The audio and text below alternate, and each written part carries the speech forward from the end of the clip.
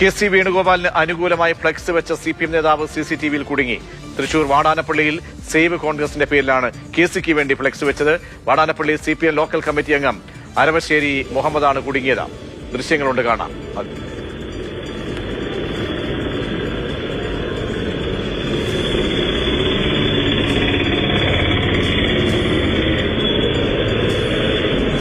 ശ്യാം പ്രസാദ് ആയിരുന്നു. ശ്യാം, വളരെ രസകരമാണ് ഈ കാഴ്ച. കാരണം കോൺഗ്രസ് നേതാക്കൾ തന്നെ പറയുന്നുണ്ടായിരുന്നു നേരത്തെ CPM നേതാക്കളൊക്കെ ഈ പ്രചരണത്തിന്റെ ഭാഗമായി വരുന്നുണ്ട് എന്ന്. ഇപ്പോൾ വരുന്ന ഈ ദൃശ്യങ്ങൾ അത് കോൺഗ്രസിനെ കൂടുതൽ ആയുധമാക്കാൻ കഴിയുന്നതാണ്. മാത്രമല്ല CPMന്റെ പ്രധാനപ്പെട്ട നേതാവാണ് അദ്ദേഹം.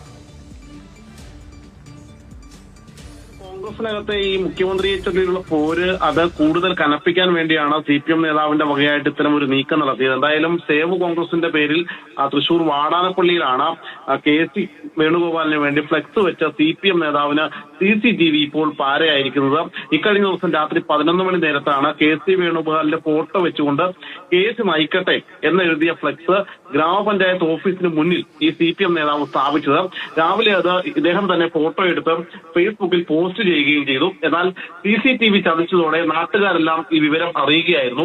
CPM നേതാവും വാടാനപ്പള്ളി ലോക്കൽ കമ്മിറ്റി അംഗവും പട്ടിലങ്ങാടി ബ്ലോക്ക് മെമ്പറുടെ ഭർത്താവുമായിട്ടുള്ള അരവശ്ശേരി മുഹമ്മദ് ആണ് ഇത്തരത്തിലൊരു പണിയൊപ്പിച്ച് കുടുങ്ങിയിട്ടുള്ളത്.